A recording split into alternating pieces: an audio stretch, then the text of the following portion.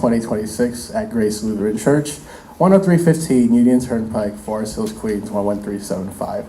The meeting was called to order at 7:30 p.m. Heshy Tischler led the Pledge of Allegiance.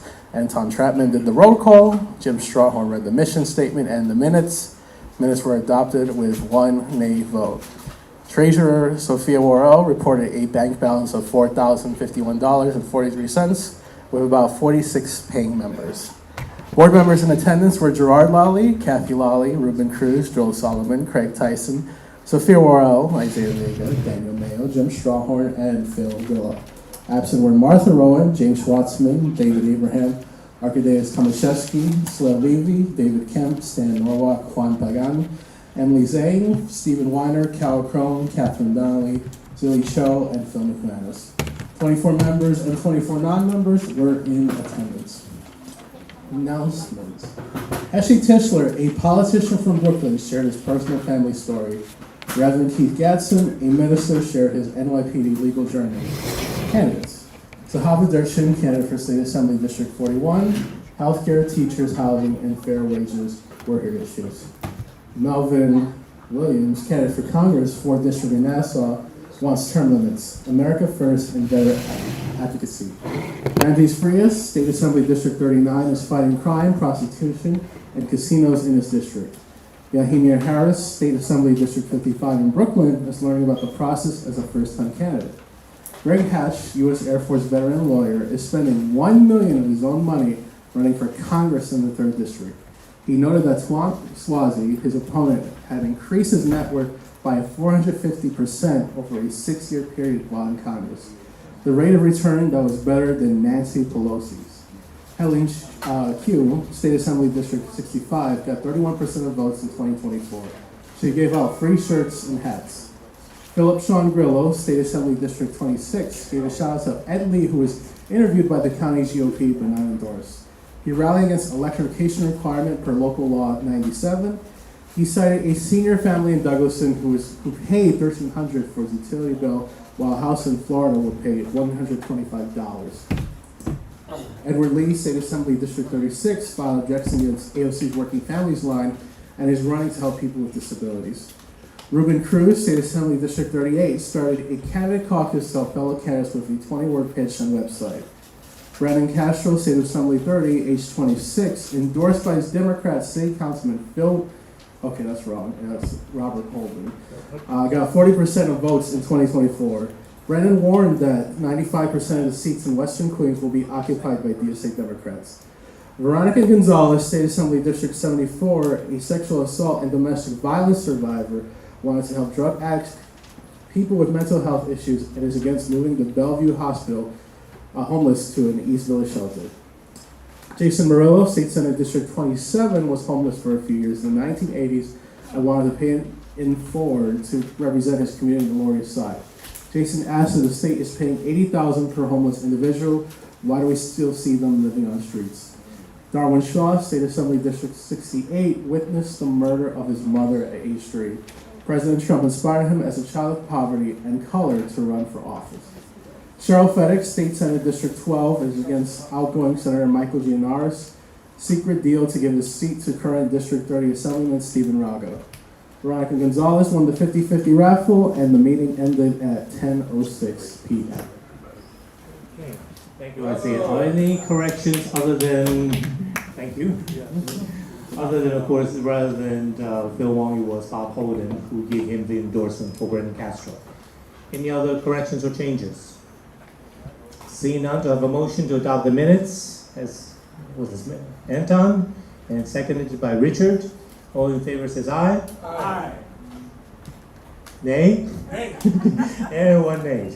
The minutes have been of the April 16th meeting being adopted. Moving on now to the next item is our announcement meeting section. I want to introduce two people who are in the process of doing something that I don't think many of us realize can be done. Basically, they're going to try to reform the city charter. Let me introduce you to Elijah Diaz and also Jimmy Wagner. Yes. Would you please, both of you, come on up. This is their petition, if you can sign the petition for Jimmy Wagner. I have the petition, everyone should sign it, please. You got it. It's Jimmy Webb.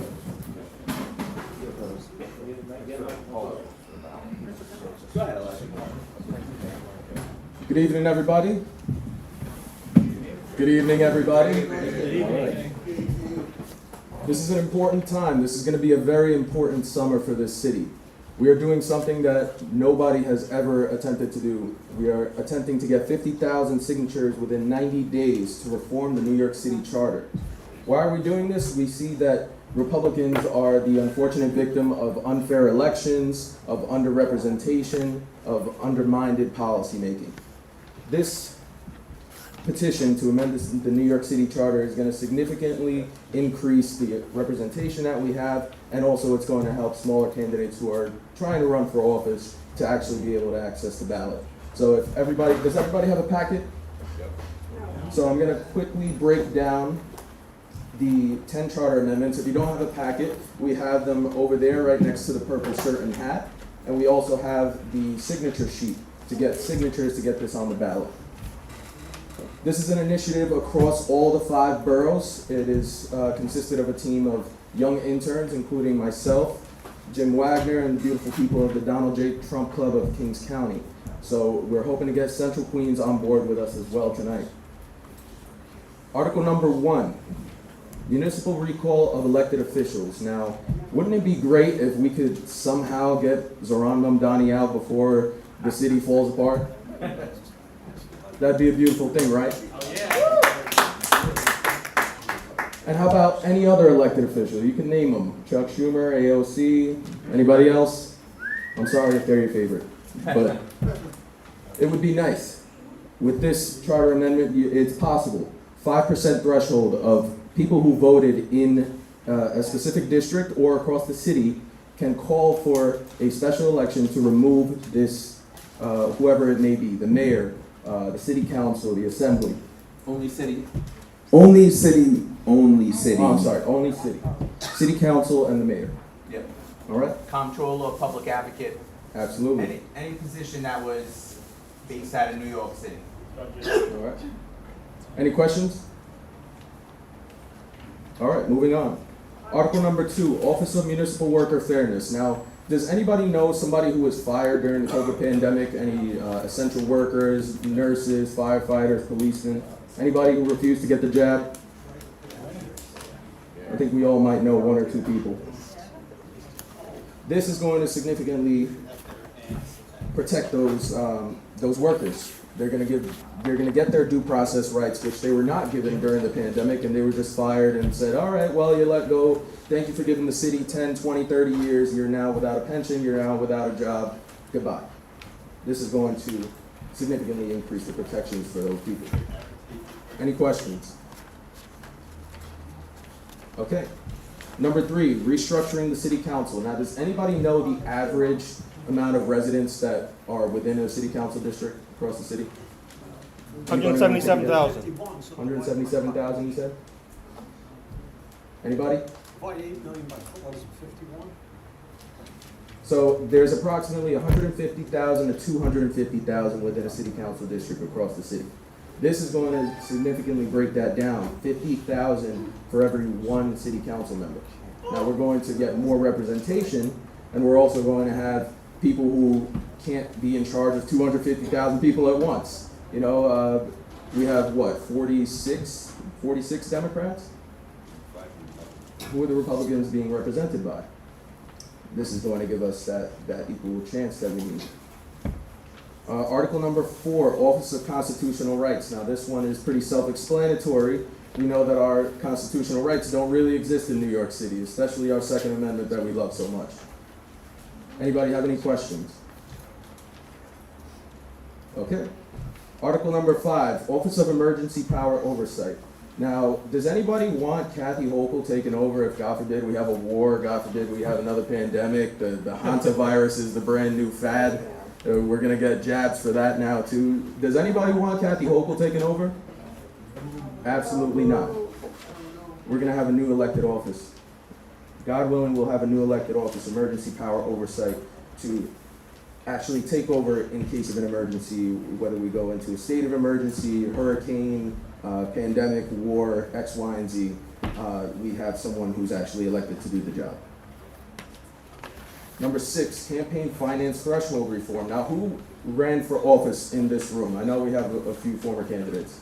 1, 2, 3. How was it hitting those thresholds? I'll let you guys speak, because I also ran, but It was an uphill battle. absolute uphill battle. What was your threshold? I think we got about 43,000. That was towards the end.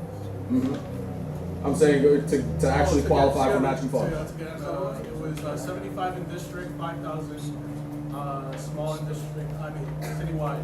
Right, so for city council, it's 75 people in your district have to give you at least $10, and you have to raise $5,000 across the city. Now, if there's no Republicans in your district and you're heavily outnumbered, you're never gonna reach that threshold, you're never gonna be able to qualify for matching funds. This is going to significantly reduce that number to allow small-time candidates to actually access city funds. Now, this is paired with number 7, debate requirement for publicly funded candidates. Now, any of the candidates who raised their hand before, did you get a debate? No, no, no, no, no.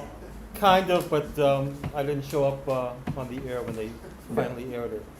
Well, it's pretty messed up that we can take matching funds, but we can't have a debate, a formal debate in front of our constituents, isn't that right? This is going to allow for, if you're taking matching funds, you must debate in front of your constituents. Any questions on that? How many? You need like 3 mandatory. At this point, we'll be happy just to get 1. Yeah, at this point. But I agree with you. If you're taking matching funds, you should definitely have at least a minimal requirement of 2 or 3 debates. Absolutely. Now, number 8 is actually my favorite, because we have a problem in Brooklyn. The Brooklyn Borough President, now he saved up all his matching funds, saved up all his energy, and now he's running full-time for Congress. Who is he representing as the Brooklyn Borough President? Nobody. Nobody, absolutely. You go to his office, if he's the only guy that you can get drinks from, but he's trying to serve burgers, well, I guess you're going to be thirsty as hell, because there's nobody serving in that office right now. This is going to force you to resign to run for office. If you want to run for Congress, God bless you. I hope you win. But at this point, you can't serve 2 masters at once. You have to choose one. You either serve your current position, or you resign and you run for your next position. Hopefully you got some good constituents that are going to come out for you. All right, number 8, public campaign posting boards. Now, I know everybody in here is pretty civically inclined, but is there anybody that really doesn't know what's going on in their district? Do you know all the candidates that are running? Is it publicly accessible? Is it easily accessible to know? Not really. You kind of got to shoot in the dark, or you got to know the ins of the ins of the ins to know what's going on. This is going to allow for everybody to see who's actually running for office. So nobody's kicked down the road, no can is kicked down the road. Everybody that is running for office who did the work to get on the ballot will be represented, whether it be at your public libraries, whether it be at your local transit hubs, your local unions. This is going to be publicly funded and publicly posted so that nobody is left out of the situation. Any questions? So you don't see everything for the first time on election day? Right, correct. And now, this one might be a little bit controversial, but this one is actually a great idea. Nonpartisan municipal ballots, so no more voting Democrat down the line, Republican, conservative, whatever you choose. This is going to eliminate that. All elections are going to operate as a special election where there are no parties involved. Any questions? What do you mean? So we're not going to have Democrat down the line and some elected official is going to get in just because they have a D next to their name. Let me rephrase. So you mean no primary? What do you mean? The primary will still take place under the general rubric of each party. The Democratic Party will continue to have their primary. The Republicans, working families. This is at the general election only in November. There will be no more party designations. It'll just say mayor, and it'll be Elijah Diaz, George Carlo, John Doe, and that's it. No party designations for any position. There'll be nobody who'll be able anymore to just Democrat or Republican down the line. Yes, sir. Thank you. The state has that. How, what are they going to do? Have 2 separate days? The state has Democrat, Republican, working party. How are you gonna And have it federal. on the same day? That's an excellent question. That's what we call is a management problem, right? That's what we call as a management problem. They will be two separate ballots then. They'll make a ballot just for the city offices, and they'll make a ballot for state offices, and they'll make a ballot for federal offices. If they're gonna spend our tax dollars, we may as well spend it on something we can all benefit from. And enough is enough of just doing what management wants. But they always have separate ballots. If they're having separate ballots anyway, then where's your conflict? But you're gonna be, when you go on the screen, it's always Republican, Democrat, working family, a whole bunch. No, You're gonna have at the you're bottom, you're missing the point. For city elected, no? I know it's for city. for city, there'll be no recognizing Democrat, Republican, or working family. I know, Just the name of the candidate and the position they're running So for. it's an open board, whoever wants to run that. Nonpartisan ballot. It's not whoever, they still have to What get about- on the ballot. Yeah, what about independents? They're not listed, so they just go. No, if they obtain the necessary petitioning to get on the ballot, they'll still be listed. Okay, just not as I or whatever. Okay. Right. I just want to help clarify, because I believe I understand. So basically, the Democrats, Republicans, Libertarians, the cat people, they will have their primaries. But at the general election, the people who got through the primaries, it's just going to be, I'm Mr. Cat, I'm Mr. Ruben, whatever. There's not going to be the tag of what party you're with to make it a more fair election. Is that the point? That's the point. Thank you. That is the point. Let me ask you, but it's not exactly today. I know with that California governor thing. Yeah, with the California governor race, the top two people, I think get elected or second, whatever. it is. Move on. That's ranked choice voting. This isn't ranked choice. Okay. But that's ranked choice voting. We have ranked choice in the primaries pursuant to the party lines. I think you said that you were trying to get 50,000 signatures at this point, right? Correct. And where do you go from there? Do the people vote on this, or? Yes. It's a multi-step process. We get the 50,000 signatures, we submit it to the New York County Clerk, then the city has 10 days to object. If in fact they're going to object, they'll bring a lawsuit. They will drag Mr. Diaz into court. My law firm will represent him, and we'll get this on the ballot for November. And that's the goal. That's the plan. Anyone else have any other questions? I went out for signatures during March. I was out for signatures during March, and I'm on the Upper West Side, where we have a ton of elders and a ton of G generation. And they always, not once, not twice, but Did you say almost G? always tell me they G go generation, down she the said? line on whatever party they're at. You know what? I kind of don't like the idea of separating, because a lot of people are not going to do their homework. A lot of people aren't doing their homework anyway. That's how we ended up with Mindami. You can't keep repeating the same thing over and over again and expect different results. Yep. You're fighting the same fight. The Republicans are losing. It's a losing battle. I agree. We're losers. I agree. You cannot fix it by doing the same thing over and over again. But in fact, if they want to go Republican, at least they know who is Republican. If they don't know who the Republican is, if they don't know who the Democrat is, they probably shouldn't be voting. I'd rather they just step out of the voting booth. Get him out. Get them out. If they can't make educated, informed choices, get them out. If the candidate can't be out there and let them know that who he's running, let the people know who to vote for, that's the way it should be. Agreed. There you go. If people don't see a party next to somebody's name, because I assume when they're putting out information, when they're putting out flyers and things, they can't list the party, right? No, they would, while they were advertising themselves, promoting themselves, they could still clearly state their party. This is strictly when people walk into that voting booth. Because I know sometimes you see things where there's no indication of what the party is. But if people don't know what party somebody is, that should be something that would encourage them to do some homework and study about the person, whereas if they see the party, they say, oh, he's a Republican, or oh, he's a Democrat, or oh, he's working families. Okay, I don't have to think about it. So this will kind of force people to think about it, hopefully. I'll also add to that real quick. We're forgetting that there's also going to be a primary, so people can look at the primary record and say, okay, well, this person ran as a Democrat, this person ran as a Republican, but unfortunately in the general election, for people who don't know who ran in the primary, people who are not civically engaged, they're gonna know.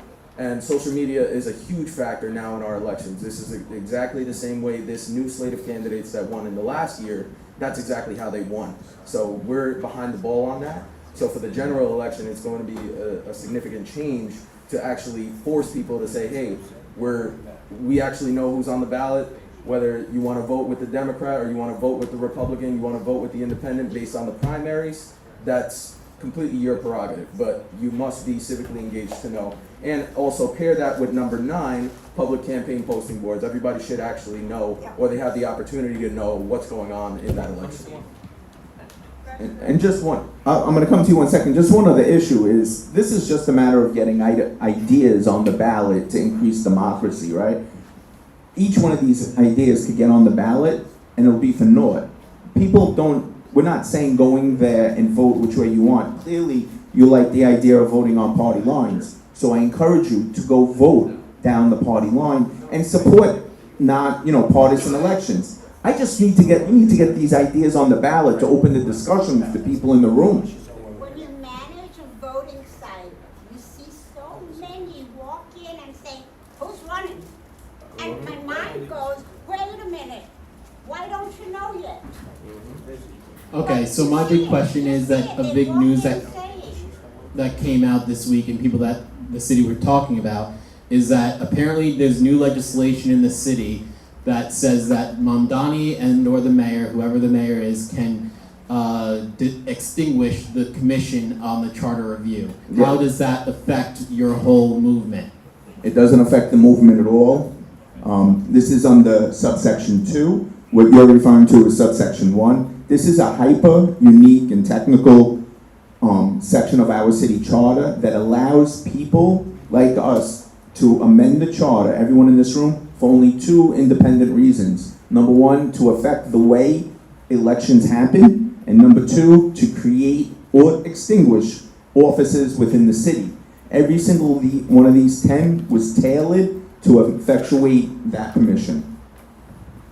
I know this lady had a question. Yeah, so I just want to know what's the downside to having people going into the voting booth and not knowing who they're voting for? What's the downside? Well, I feel like that happens every election cycle. I feel like we have a completely uneducated electorate. The last newspapers from the New York Post just came out and stated over 50% of the kids in the 8th grade can't read at a proficient level. And I think what we're experiencing is an electorate who doesn't have critical thinking skills and can't read whatsoever. And that's why we continually get these binary choices. Tax the rich. Do this. We have an electorate that's completely uneducated, and they're going to continue to be uneducated. Okay. It's our job to educate them. So to be a little bit more specific, so I understand that. So someone goes into the booth, and usually they don't know. What do you think is going to be the result? They're just going to tick or they wouldn't tick. What is the specific thing you think will happen when they get in there? And I know they don't see the R or the D. You're right. I'm not going to sit here and try to speculate what goes through anyone's mind on voting day. What I am going to put out there is the Republicans are losing in the city hand over fist. Everything your party has done for the last 50 years has led to absolute failure. It's undisputed. It's just losing at every angle. If you're not going to try something new, if you're not going to try something to fix the playing field, then just move out of state. Then give up. Or become a Democrat. Because there's nothing the Republicans are doing that are putting forward winners. It's unequivocal. So what Elijah's done here, and I've done the legal work, Elijah's done the thought process behind it, is we're putting together a new playing field, a modification of the playing field to help people people with like-minded ideas win here. That's it. And we may get to the ballot box and still lose. Everyone may vote no on every option, but if we get one or two of them passed, it'll only help the playing field and give us Republicans a better chance to win. And not only that, when you're talking about, parties, you have DSA Socialist Democrats, and you also have conservative Democrats. So look at Councilmember Robert Holden. I mean, would you say that he's on the Mamdani line, or would you say he's on the old school line? It's a different topic. It's a different structure. So again, if you're voting down the party line, it's a very dangerous preconception to say, oh, just because he's a Democrat, he's good or bad, or just because he's a Republican, he's good or bad. We've had DSA candidates running on the Republican line. I don't think people know that. We've had that. So are you going to vote Republican down the line, or are you going to force yourself to actually know the ideals of the individuals who you're voting for? It's our responsibility too. And this is a civic movement. This is why when you have the hat on, the purple hat, leadership of the new era, this is a nonpartisan civic movement for youth to be involved. It doesn't matter Democrat, it doesn't matter Republican. Values change all the time. Policies change all the time. But nobody knows what's going on. So we're going and submitting our votes to somebody who's going to sit there for 4 years and potentially screw our entire city or screw our entire country, depending on whatever they're running for. So we need to step up and put things aside and say, hey, listen, we need to educate ourselves. If we're not educating ourselves, how are we going to educate the next generation who's inevitably going to have to deal with the consequences? So this is why this is important. One last thing, Danny. Does your club, you guys have like an annual gala, an annual party? No, we don't. How about for 2027? Here's what you guys are gonna do. It's 2026. We're looking forward to 2027. Here's what I'm gonna do. You guys get me 10,000 signatures, this club, 10,000 verified signatures. I'm gonna throw you your first gala for $10,000. That's my promise to you, to your club. If you guys can get that work done, you have all 90 days. This room here, you guys should be able to get that done in about, 1 week, right? I know Danny out there. So think about it, talk about it. You guys wanna have a united club meeting about it? That's the offer. That's the offer from the leadership of the new era, and that's what they're bringing to the table. Now, if you do want to work with us on this movement, I have intern agreements back there. You can fill out the paperwork with me. I have the purple hats, the purple shirts in my car. I'll get everybody situated. Everybody will be ready to go, and you can get signatures tonight. You can even go within the room and start battling with each other. Oh, I'm going to get this guy. No, I'm getting this guy. Yeah, no, that's mine. So this is what we've got to get going. This is how we're going to save our city one step at a time. Thank you guys for listening. If you have any questions, we're here for the rest of the night. God bless you guys. Can I see real quick before we're gonna give them a round of applause, because these people are working, you understand? They're working, come on. They're trying to change New York City, ladies and gentlemen. Getting the rhinos out of office and the political hacks. I want to show a show of hands. Who's gonna get them 100 signatures? It's 5 petitions. Can we raise our hand? I'm gonna give you 5 petitions right there. Who else in the room? George Marsh, right there. He's running for Congress against Gregory Meeks. Oh my goodness, we're gonna go out there, we're gonna get some signatures. So there's 200 signatures, 300 signatures. Do I hear 400 signatures in the room? Come on, let's go, come on, we can do it. We have till August. It's not, August. It's gonna come up very fast, but it's not that far away.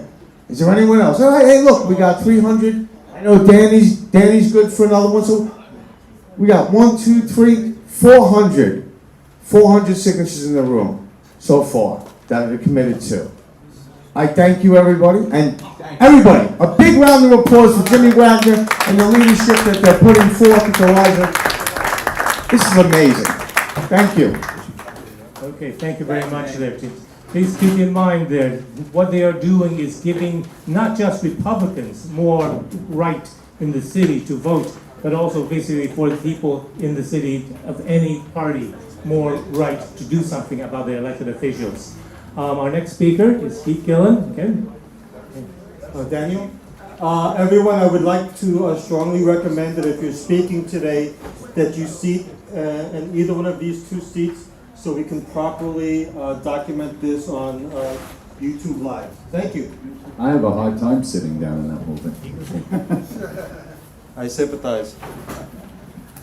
So hello everybody, and some of you know me, my name is Steve Gillen. I'm Director of Political Affairs for Project Civica, or 501c4, all right, operating throughout New York State. And we've been very, very active over the last 2 years. We've accomplished a lot.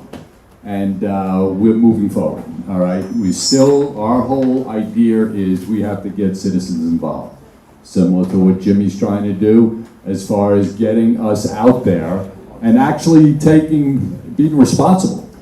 You know, we are the ones that are responsible for this place falling apart.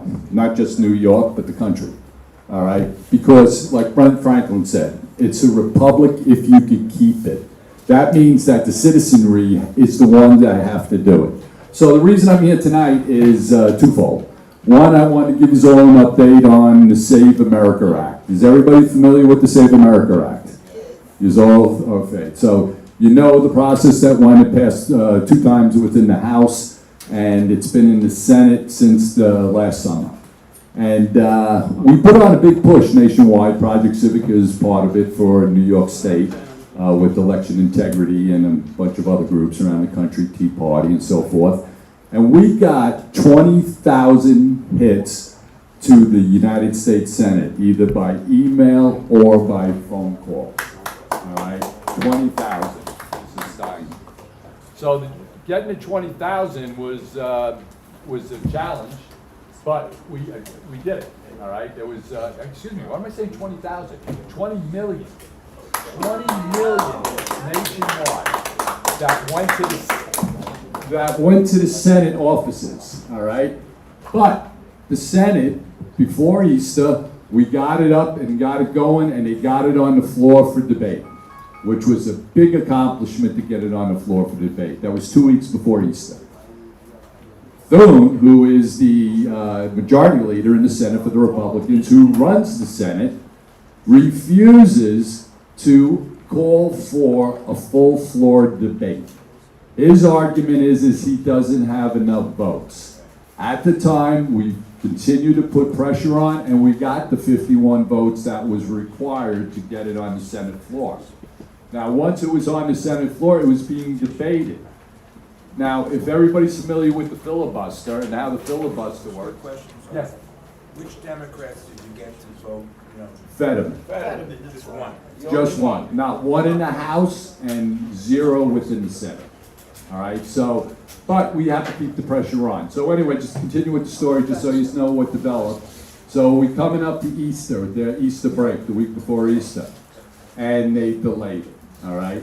And they Decided we'll wait until we come back from vacation. 2 weeks later, we knew at that time, the people that have been following that, we knew at that time that when they got back from vacation, the first piece of legislation that the Senate was going to take up was for Homeland Security. So now, when they came back from vacation, they brought up Homeland Security and put that on the floor for debate. Now, you could only have one item on the floor for full debate at a time, so the Save America Act got pushed aside. Then we were told that, oh, it will come up, Thune says, we'll bring it back up when we have nothing more important as far as legislation. All right? Now, this is the Republican majority leader. So, what is an option? An option was to go to get rid of the filibuster. All right? Get rid of the filibuster. Now, Thune and 25 Republicans refused to do that. Now, the Democrats, Schumer on down, have already stated clearly that when they take back the Senate, the first thing they're going to do is get rid of the filibuster. All right? They're going to make Puerto Rico a state. They're going to make Washington, D.C. a state, which is going to give them 4 more votes, congressional Senate votes. They're going to pack the court. Isn't D.C. constitutionally not last date? And my other question is, did the parliamentarian turn down the route of getting this bill through the Reconciliation. No, because the Senate never brought it to them. Now, members like Senator Lee and others are trying to go through a reconciliation process, all right? But the, is not going to approve it, okay? Which was the person you just mentioned, that woman. She's not going to approve it to go through. So if it doesn't go through her, the parliamentarian, then in fact they can't even do it on the floor. So right now, where it stands right now, is now that Cassidy lost his election, his primary, all right, Cassidy's gone. Thank God. Rory's going to be gone. They're going to turn on the Republicans and get us under the 51 votes, all right? McConnell did not vote for it, and Tillis did not vote for it. Those were the two Republicans that did not vote for it. So now we're in a situation as they're scrambling down in D.C. on how do we get this through. All right. Again, talk about reconciliation, how you could do it that, because under reconciliation, you only need 51 votes, you do not need 60. So you could push through the legislation with 51 votes if it's attached to a financial bill. So the strategy right now, as of the other day, is they're going to try to attach this only one component of the Save America Act, and that'll be voter ID. They're going to try to attach it to legislation for financial situation, where in fact the parliamentarian will not be able then to stop it. All right. So I have cards here. We still are putting on pressure.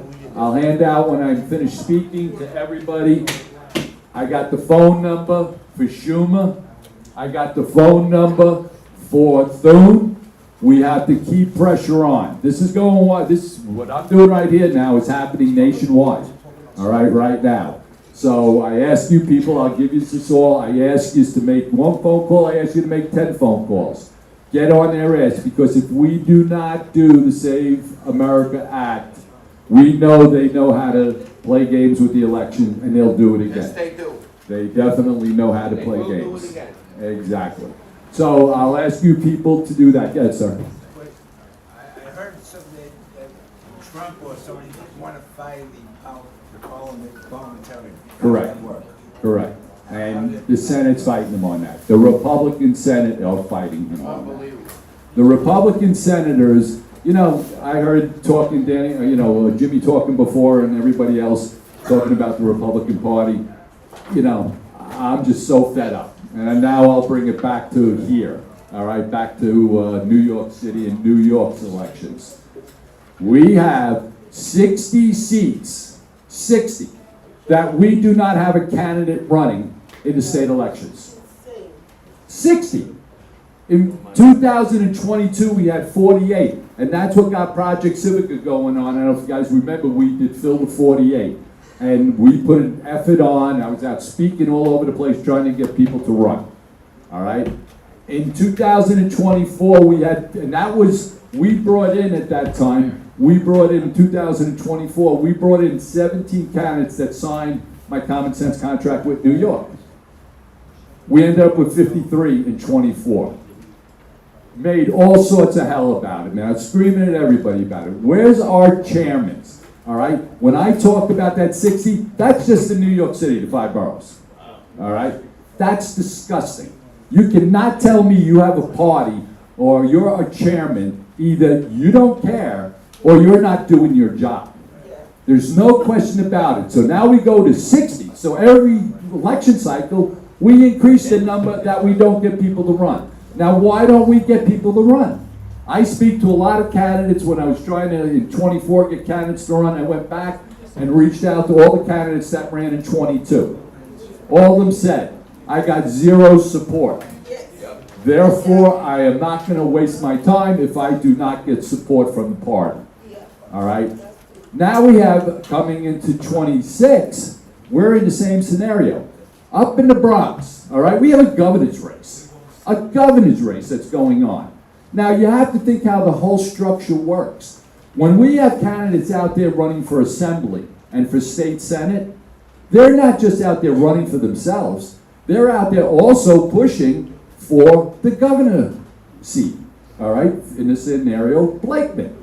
So now you have 60 campaigns that could have had people out there knocking on doors for themselves and also handing out for Blakeman. 60. That's tens of thousands of door knocks that could have been done that are not going to be done now. Now the Bronx does not have one candidate running for Senate. Not one. The chairman of the Bronx is now the chairman of the campaign for Blakeman. I sit here and I look at this and I'm flabbergasted that the chairman for Blakeman isn't screaming at his campaign manager saying, make sure you fill every seat in the Bronx. Go ahead. Didn't the chairman of the Bronx party member come here and speak? Was it a woman? No, that's conservative. Pat McManus. Yes, Pat McManus. Sir, thank God for the Conservative Party up in the Bronx. They're the only ones that have anybody running. Okay, they have to run. So they did a good job up there. They got 9 candidates running up in the Bronx. Very good. All right, but the Republican Party didn't. All right, we look here in Queens. How we are set up in Queens. What is it, 16? 16 seats with no candidate running. Come on. Where the hell is leadership? If I've always used, and I'm sorry going off on this, but I am just so frustrated. We turn around and I said it, I've said it many, many times. The Republican Party in New York City is like asking the New York Jets their strategy how to win a Super Bowl. Same thing.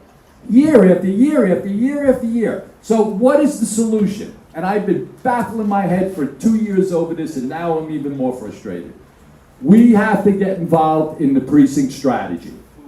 Everyone has to sign and become a committee man. All right? The obligation is not a lot. It's an hour a month maybe until we get to election season, and then you go out and you help. Here's the big difference. When we did this 2 years ago, a year and a half ago, Project Civica offers the training. We have a class every other Monday night that we train people on how to do it. We have to do it ourselves, all right? We cannot, and what happened was, down in the Rockaways, they came out strong. They had 70 people originally that wanted to become committeemen. 70. It ended up down to 35 because the party intimidated those people from running. All right? So they don't even want people to become committeemen. I'm at a point right now, and Project Civic is at a point right now where we have to take this on ourselves.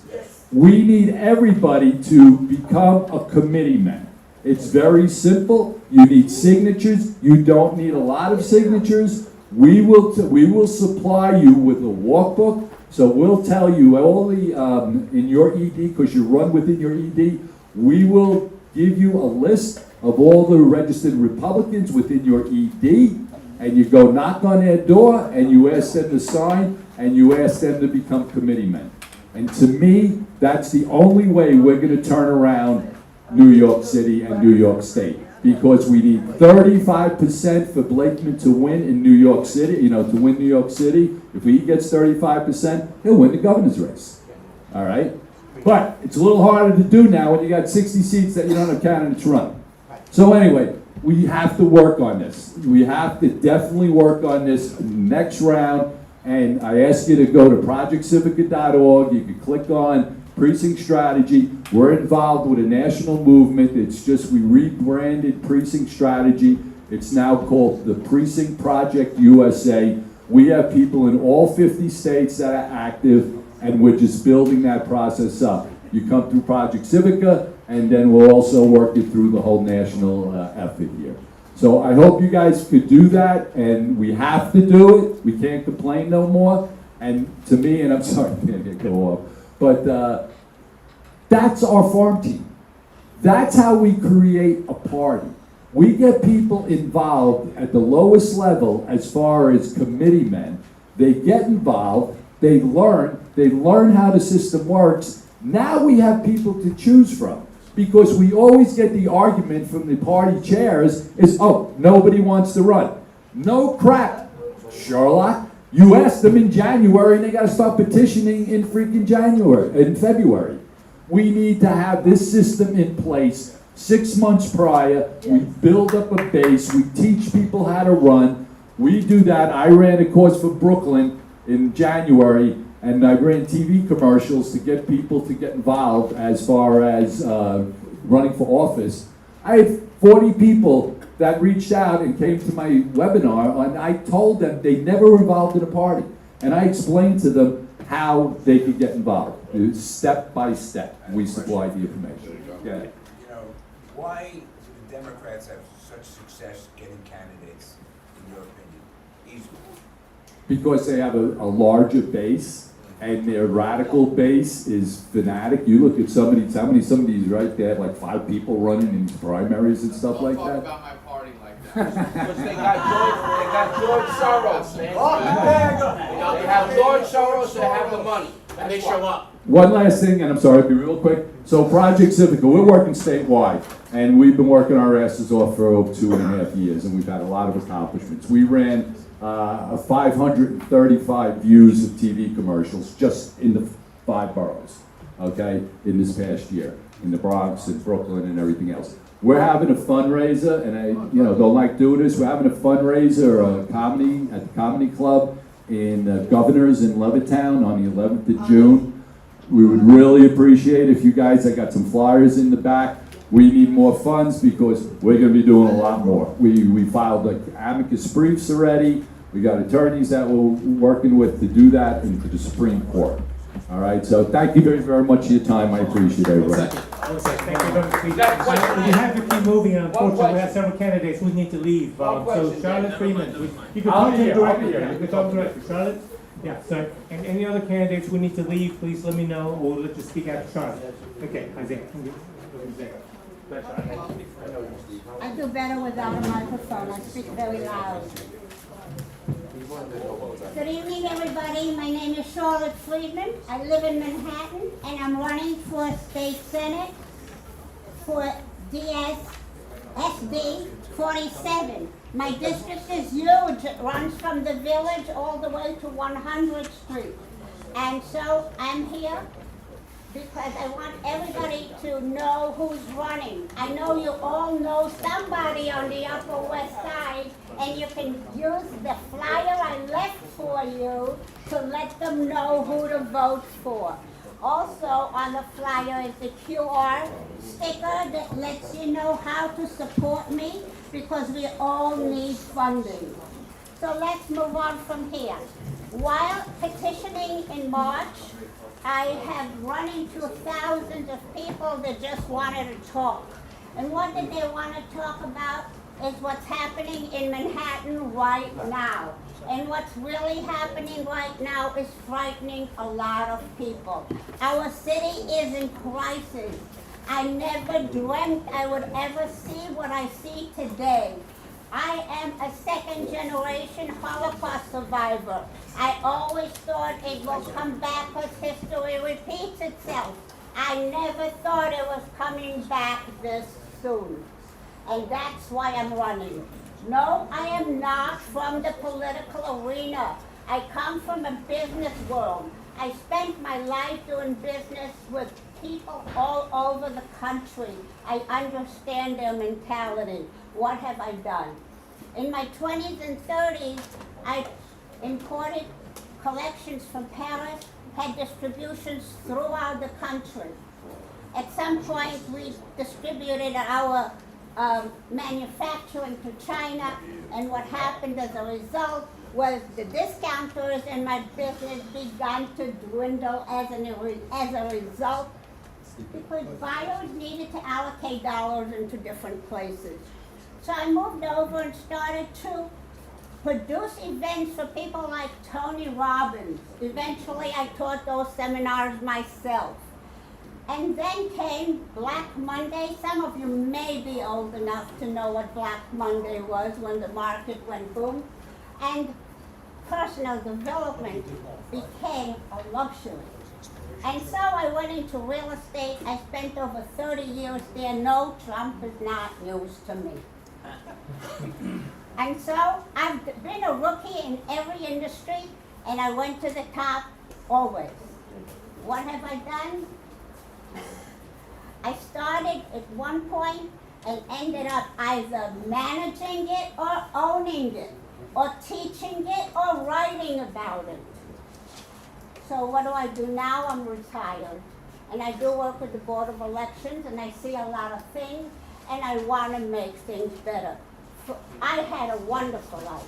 I came here not on welfare, 2 parents, 2 children, and 2 suitcases. And we made our life. I had a wonderful life. I've had penthouses, I had great cars, I had great vacations, I had it all. I want everybody to have that.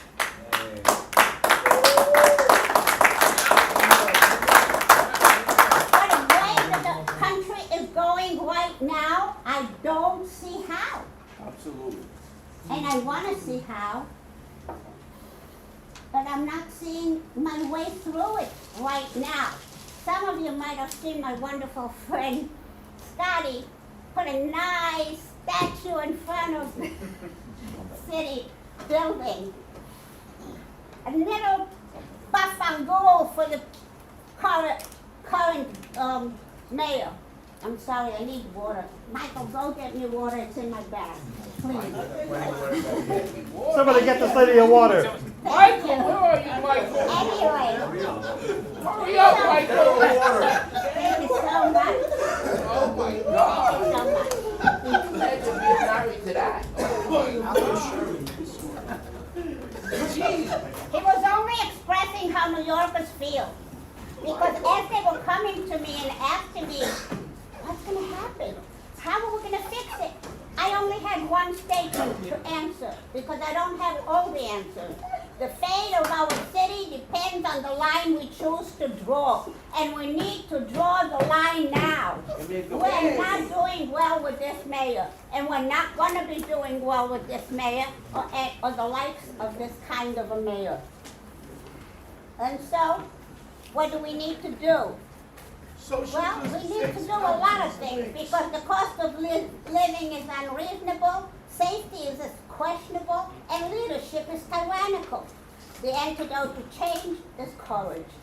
5-footers standing in the middle of Manhattan yelling, vote for Republicans. You know, you get spit on, you get kicked, you get cursed, you get everything. But I'm not afraid because I know I love America. And I know that you do too. So what are we going to do? We're going to vote Republican. Okay. And that's why I want you to know who is running on a Republican ticket. I do want you to know that. Anyway, so what I have agreed to do, what I have petitioned to do, is because I come from a business arena, because I know what is missing, I want to fix it. Police department, we need as many police officers as the city needs.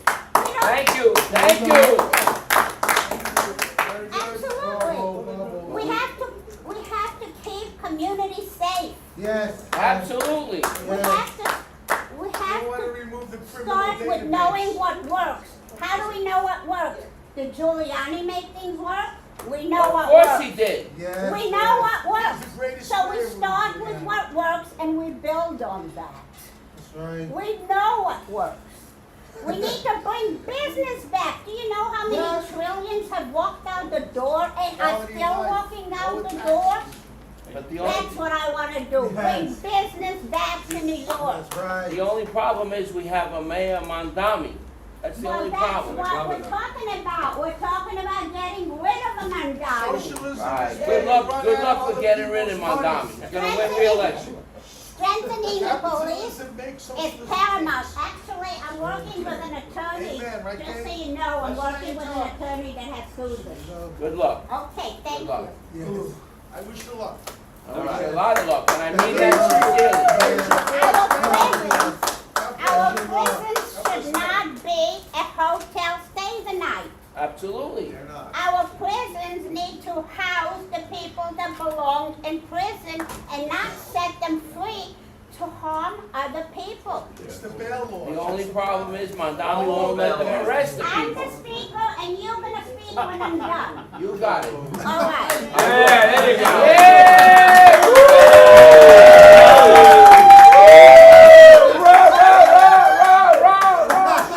You see, I told you I'm only 5 foot, but I'm gonna fight for you because you deserve it.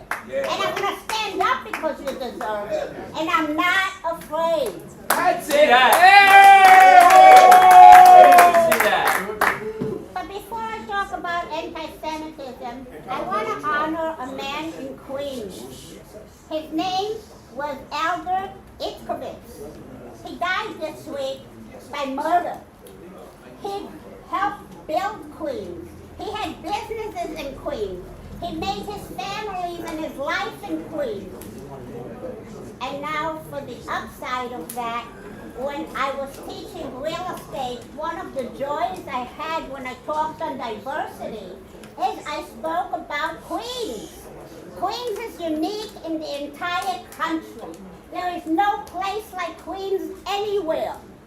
If you have an Indian neighborhood, you have Indian food there, you have Indian music there, you have Indian families there. If you have a Korean neighborhood, you have all of everything, every neighborhood, and they get along.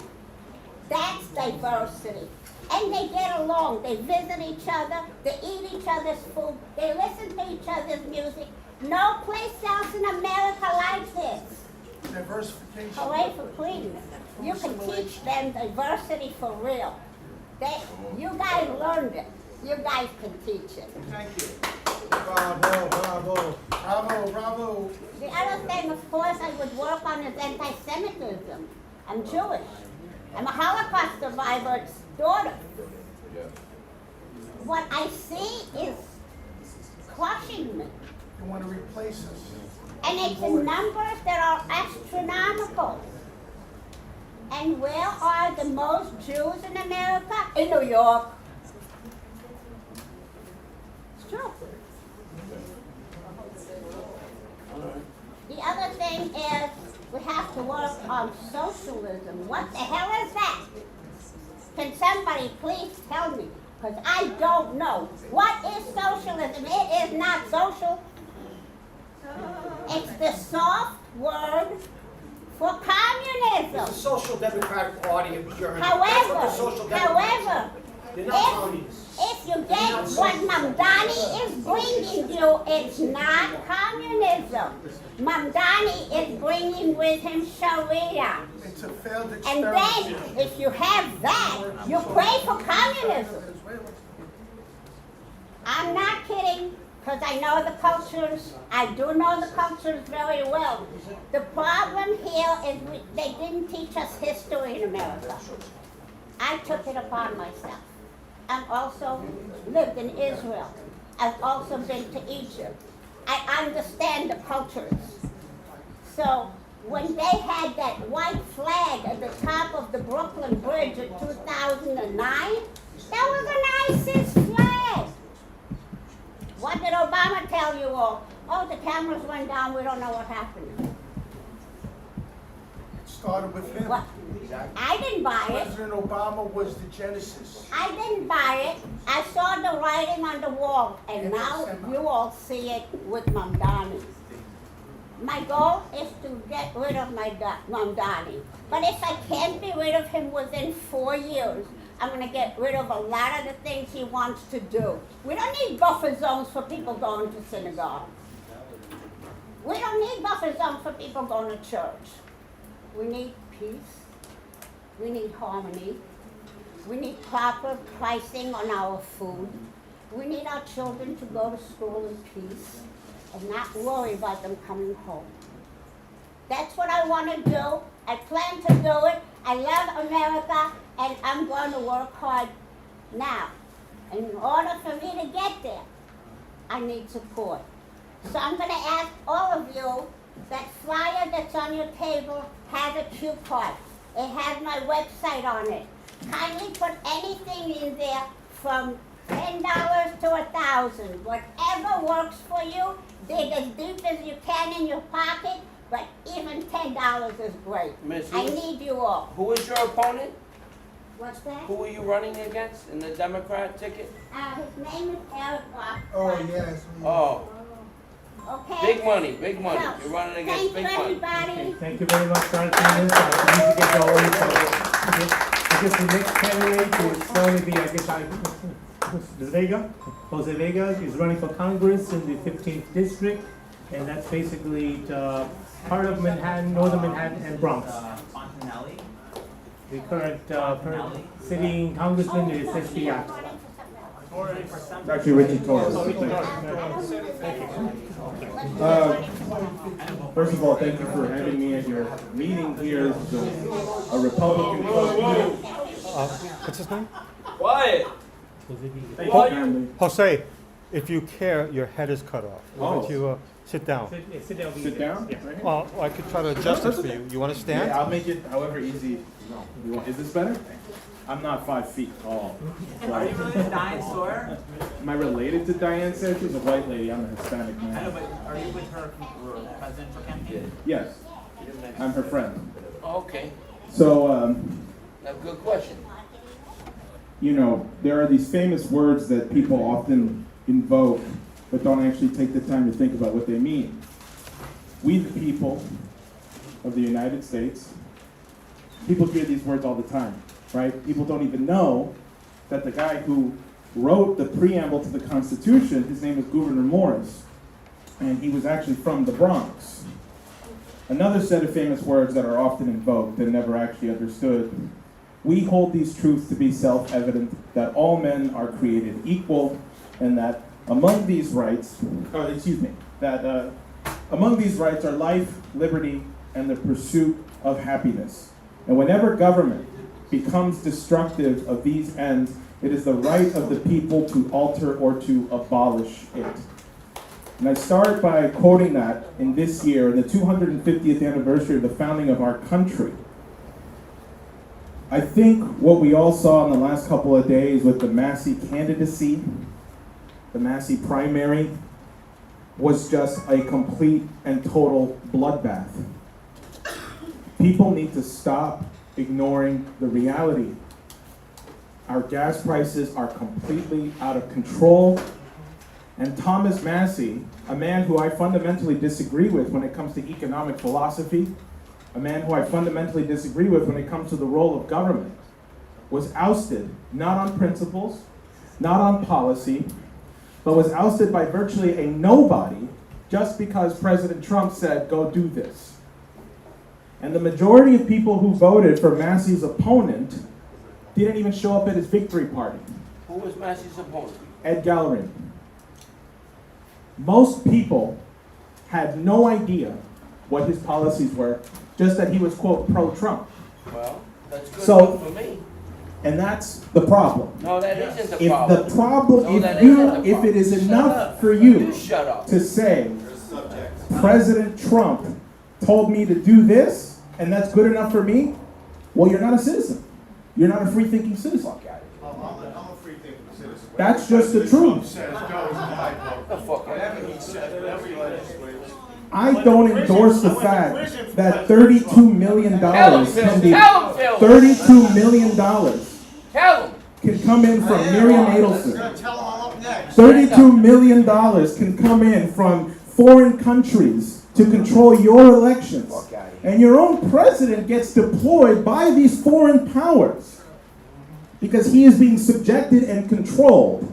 And as a result, everybody is paying the price for that from their wallets, in the gas tanks, in the grocery stores, and in your politics. I guarantee you nobody here can tell me any policy about Ed Gallery other than that he's supported by Trump. Wonderful. And now what? Massey, one of the people who was influential in getting some of the Epstein files released, is now gone. Fuck Massey. So think about that for a second, right?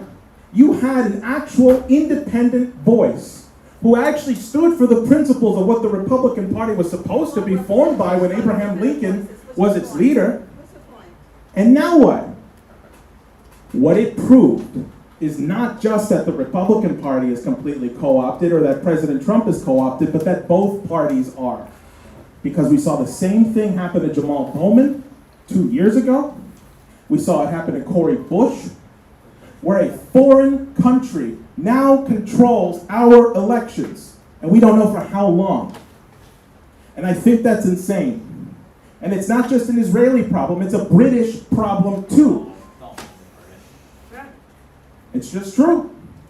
Why did we invite King Charles to come here while the president was polishing his bowling balls and shining his shoes and saying that there would be no America without the British Empire? What a complete joke. People who don't understand American history. Promote yourself, please. So, you asking me to remove myself? No, promote yourself. Oh. Promote yourself. Don't beat up on Trump. No, this is, yourself. I am promoting myself. Because there's a change in this country. There's a wind of change happening right now. Massey won every age group except the 65 plus age group. Young people see the truth, they see the future, and there is a real coalition building right now. Marjorie Taylor Greene, Massey, and Ro Khanna are saying we need to go back to the drawing board and find a true popular coalition that will supersede a cult on both sides.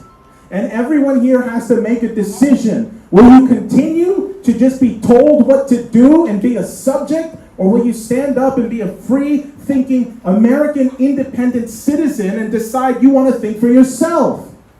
You should be unafraid to call out the reality when you see it. It's hurting all of us. And people need to break free from whatever cult they're a part of and declare their independence again. Trump is not playing some 5D chess. You can lie to yourself all you want, and that will walk you right into nuclear annihilation. You can be upset at me, you can do whatever you want. You can think whatever you want about me right now. But my party line on the independent line is called Speak the Truth. And that's what I intend to do no matter where I'm invited to go to speak. I will always speak the truth. Are you on the ballot? Yes, I am on the ballot. I collected 10,500 signatures to get on the independent ballot line. Guys! Hey, wait, guys! Well, we respect each other. Let the man speak, because I'm gonna let you speak, and I'll fight for you too. But let the man speak. Thank you. Thank you, Ruben. I don't have much more to say. I think I provoked the room, so thank you.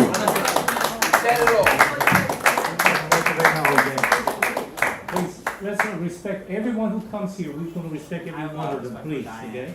We all, this is what this club is known for. All views are welcome. Absolutely. You don't have to agree with this, and we do not interrupt others, please. Okay, no problem. Free speech. I asked you to let me speak when Jimmy Wagner was here. That was You weren't intentional. here. You weren't here. Intentional. No, you weren't here. Intentional.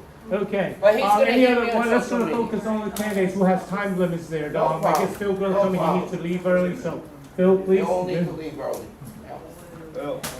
All right, Phil. Any other candidates who need to leave early, so at least have you lined up next. Okay. Okay. Phil? Hello, everybody. Most of you know me here. I am a Republican candidate running in the 26th Assembly District in Queens, New York. I am a right-to-life candidate.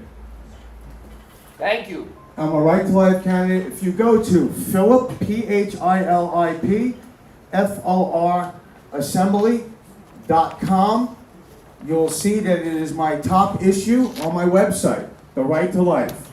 Suicide pods, getting rid of the elderly, or the mentally ill. This is from Turning Point USA. It's okay to like babies being born. So, I get to Albany, I win the election in November. What can I do legislatively? Not much, but there are other options.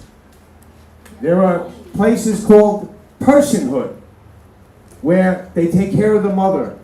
They help her through her pregnancy, while the baby is born, getting on her feet. There are organizations like the Bridge to Life, where they saved 100 lives in 2025. That's a big number. 100 lives saved by helping the mother out. It's very important. It's a very important thing that I'm gonna get funding. If Planned Parenthood is getting 35 million, we're gonna try to get more than the $5,000 that Bridge to Life is getting in this infanticide murder industry. That's what it is. Okay, there's an abortion pill. Now they're talking about suicide pods. If someone's parent is facing dementia and they're a power of attorney, maybe they're going to go ahead and put them in a suicide pod. Or if someone has Down syndrome, I'm leading this race with Jesus Christ in front of me. Thank you, David. David Rem is a patriot who came to pick me up from prison, just so everybody knows, when I went to prison for January 6th. Because we all know that election was stolen in 2020. Absolutely. We know it was. I went to prison for January 6th. I went to trial. 1 out of 26 people who went to trial. Hold on one second. Excuse me. Hold on a second. So, I'm one of 26 people out of 1,600 who went to trial. Okay? Lost everything at trial. Went to prison. Apparently, there's a compensation fund for me. Every last dime of that money is going to the alternative for abortion. It's going to places like Personhood and the Bridge to Life. I don't need it. I don't want the money. Thank you. Every last dime that I get is going to the Right for Life. Thank And, we were talking about the SAVE Act before, and Steve was talking about the SAVE Act.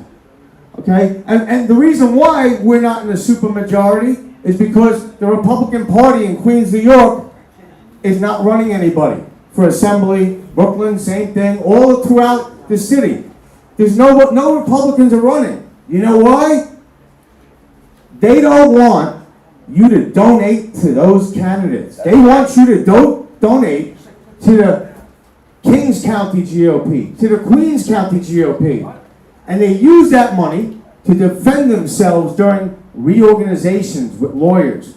They haven't given any of their candidates who have gotten knocked off the ballot any substantial lawyers in Queens, New York. No support. They spend the money on themselves so that they stay in power.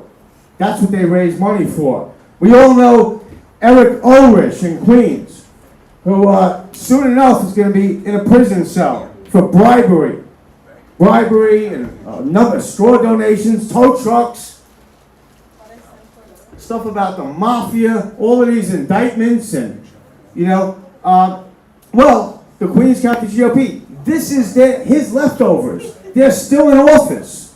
They only care about their own power. They're rhinos. They can't get on the ballot legitimately for anything. Okay? My primary opponent is on the ballot. I have a primary, June 23rd. Rhino, Rob Speranza. Rhino Rob Speranza. And the reason why I call him this is because for years, I did everything for him. I did all the work. He's speaking the truth right here. Okay? I did everything. Yeah. In the Northeast Queens Republican Party, the GOP.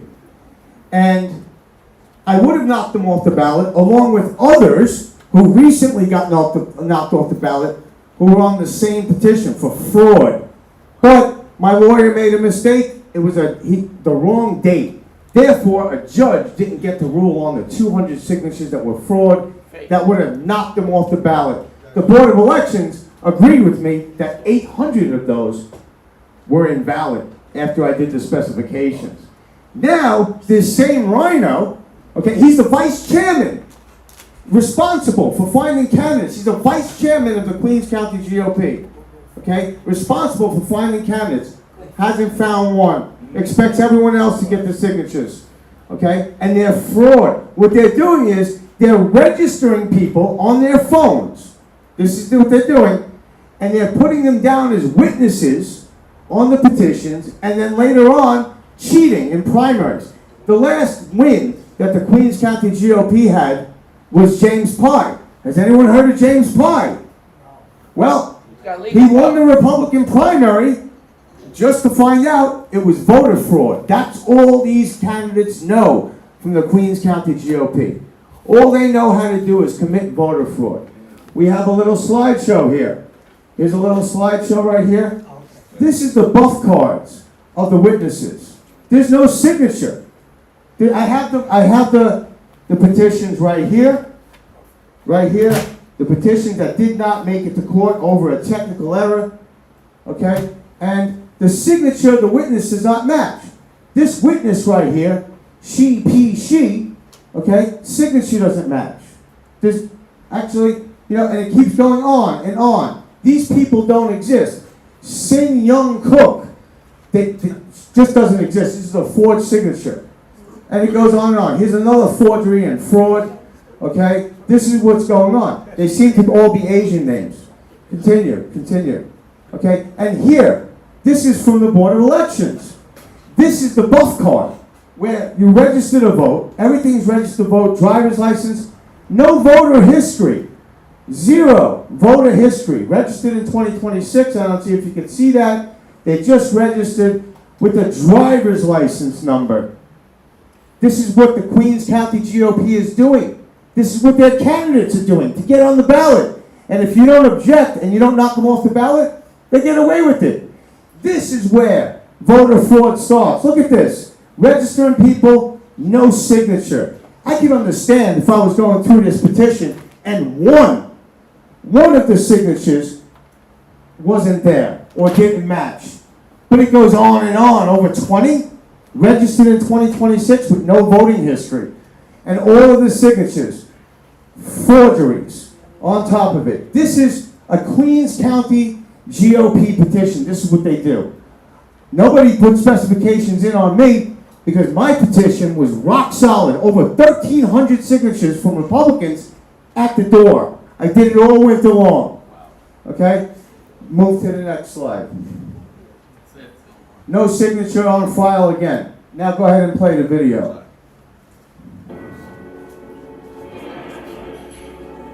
Rob Speranza. Rhino Rob Speranza. Forgeries. Fraud. And lies. No signature on the bus card. Leadership matters. Transparency matters. I urge all of you to check out my petition and look at his. Isn't that a Curtis Lewa supporter? Anyway, so what I'm asking for is anyone who'd like to join me in the next 30 days on this primary, come on board. Most of you know who I am. I'll join you. We're out there. Thank you, David. We're out there all the time. We have people like Tom Swazi. Tom Swazi is in the 3rd Congressional District where I live. Okay? He's actually going against 2 Republicans that are in a primary. Okay? The best man win. Anyone's better than Tom Swazi. The right to... by the way, I have Jewish Vote GOP. Guess what I have? I have their endorsement. Because I've been to end Jew hatred rallies over and over again with Dov Hiken in Manhattan in front of Cuomo's office over and over throughout the years. Roman Catholic I am, in the Knights of Columbus, fighting for my Jewish brothers and sisters. Because it's got to stop. You can't, we just had a Jewish man killed in Casino Park at Casino Lake the other day. He was shot out of nowhere. So it's coming around as the warm weather warms up. Okay? We have, birthright citizenship is coming up. And these anchor babies need to go. That's right, I said it. Anchor babies. They need to go. They're draining our country. We don't know where they're from. They're coming here from China. The President of the United States, His Excellency, President Donald J. Trump, said today, we got to stop birthright citizenship for these people coming over here. It was meant for the slaves after slavery, after the Civil War. Don't forget to mention you did the Anchor Inn rally. Yeah, we have been rallying. I've been rallying out there against illegal immigration. It's got to stop. As the president says, they're coming in from mental institutions, from the Congo, from jails, prisons, Venezuela, Trinidad. Go ahead. You used to be able to walk down the street at night at 11 o'clock with your family. Do it now. Do it now. You never know. Someone's gonna jump you and clock you with a hammer behind your head. The daycare Okay? fraud. Oh, daycare fraud. That's just something that's just, you know. Wait till they find out the amount of fraud that's going on in New York City. I'm sure it's in the trillions of dollars. It's gotta be. They should audit every city agency. You know, and as far as Massey's loss the other night, that was a great thing for MAGA. Donald J. Trump has a 100% approval rating with MAGA. 100% approval rating. Over 71 million people. Okay? Yes, he is playing 4D, 5D, 6D chess. Yes, he is, and it's coming true. Everything that he said is coming true. Thanks to President Trump. That's Fuck right. around, find out. That's right. Fuck around, That's find right. I out. hope he drops some more missiles on Iran. Every time he bombs Iran, every single time President Trump bombs a drug boat, it warms my soul. An America First Congress. This is America First. Thank you. And Philip Sean Grillo. Philip Sean Grillo. Philip, Philip, for assembly.com. Thank you. Thank you very much. Thank you. Amen. Amen. We have a question. What about the right to life? The right to life is my number one issue. So what about Venezuelan fishermen? What about Iranians? They're drug dealers. Venezuelan drug dealers. What about American lives? What about American lives that are dying of fentanyl? Let me talk, David. You don't get anywhere being a hypocrite. Okay, I'm not a hypocrite. Listen to me. Criminals. Lives. Yeah. She's saying, what about the Venezuelan drug dealers? What about the Venezuelan drug dealers, she's saying? You know what? Blow them out of the water. Bomb the shit out of them. That's what I said. Bomb the shit out of those drug dealers. Are you kidding me? How many lives are they going to kill? 100,000. Every year we have almost 100,000 young people dying of fentanyl. Absolutely. Bomb the shit out of it. Yes, you have a question. Everybody shut up. Hey! Quiet. I'm the only one here who knows about drug dealing. All I hear is bullshit from everybody. The FBI allowed drug dealing. Don't tell me what the fucking government does. And they Of course. I was worried by the Of FBI. course. They allowed it into Canada. I was arrested by the FBI, baby. You're a rat. Proud, and I'll do it again for President Trump. Because that election was stolen. That election in 2020 was stolen. That election in 2020 was stolen. It was stolen. That election in 2020 It's no was fucking stolen. joke, buddy. I get my life threatened all the time. It was. I got mine threatened the other day. Somebody told me they're going to tune me up because of January 6th. I'm fine with it. They raped some woman, so let them rape your mother, okay? Oh my God. Don't start fighting. Fuck you. They raped women. They raped women, and you're calling me a rat. Everybody, Philip Grillo, P-H-I-L-I-P, Someone who was involved for in this. F-O-R assembly.com. Please get on there and make a donation. We have a primary in 30 days. 30 days, ladies and gentlemen. Don't listen to all the noise.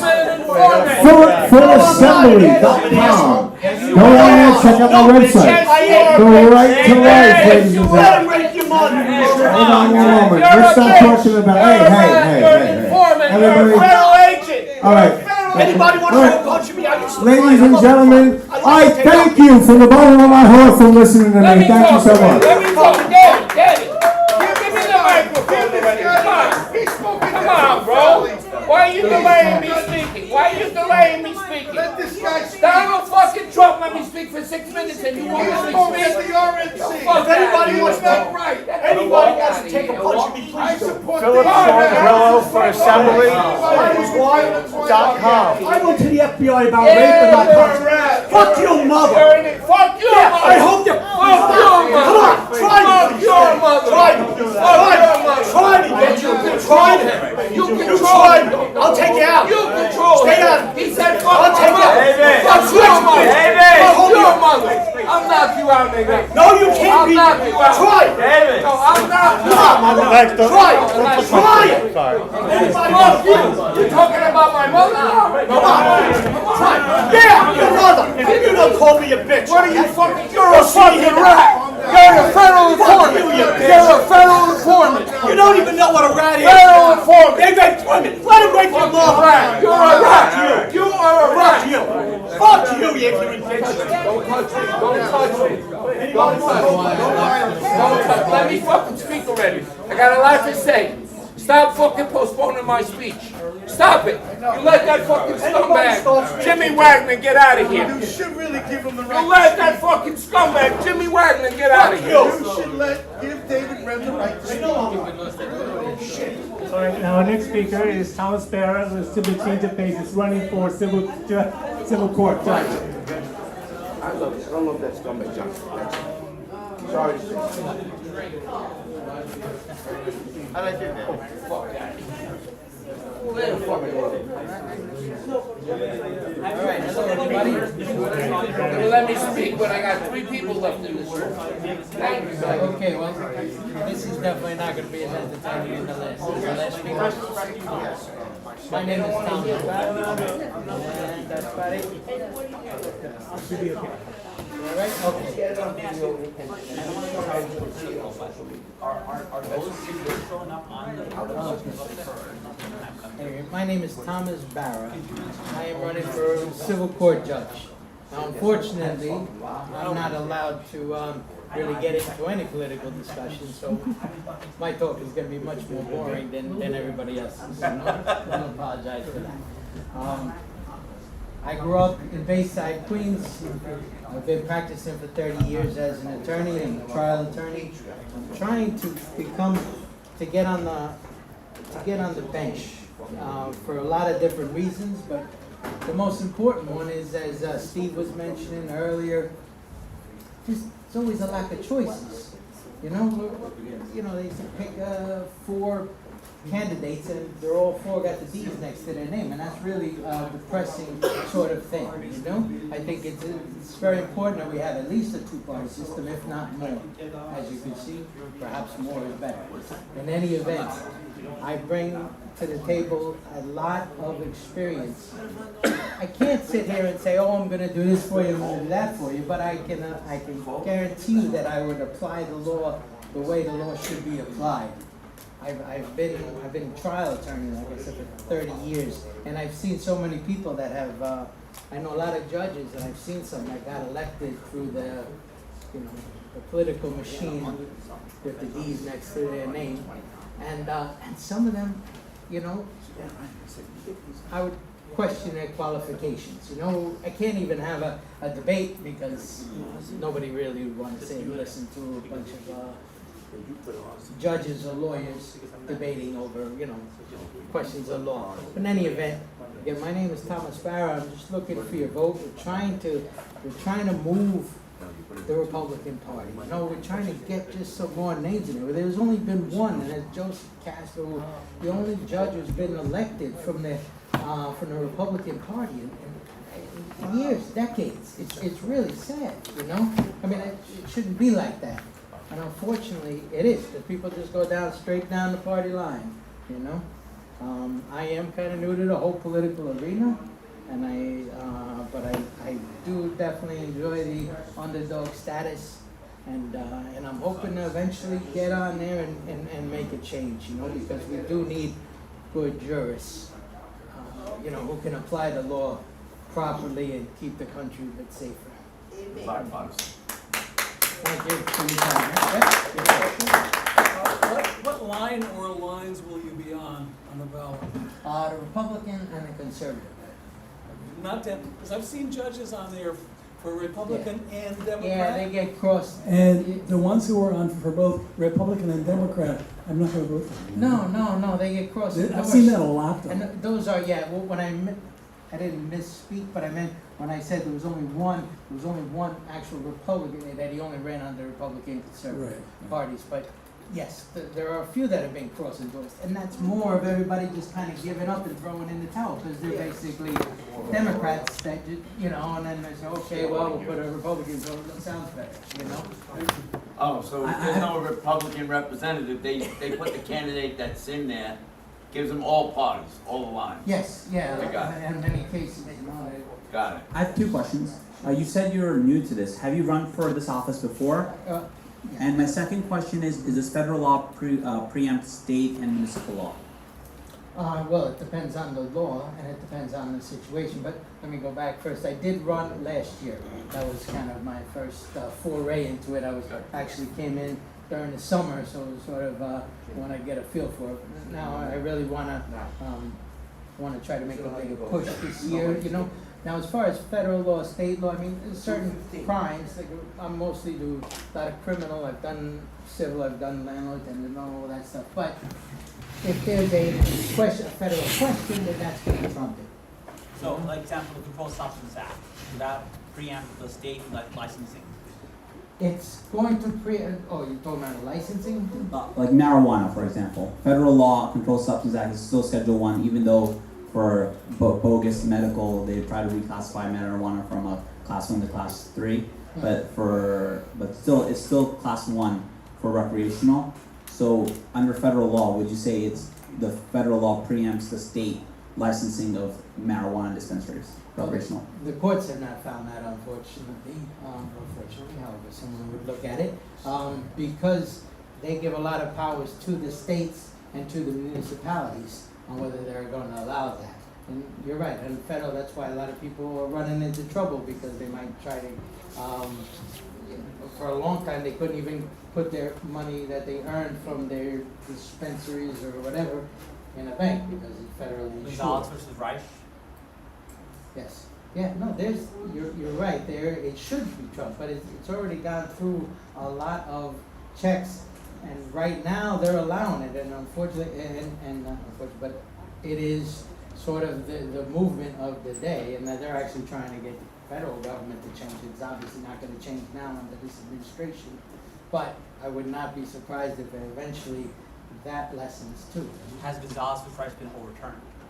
It has not been overturned. Any other questions for Mr. Barra? Thank you very much. Thank you very much for coming. Any other candidates that need to leave early there? I'm not. Okay, David? I apologize for just some people have to leave. Miss David Rebel.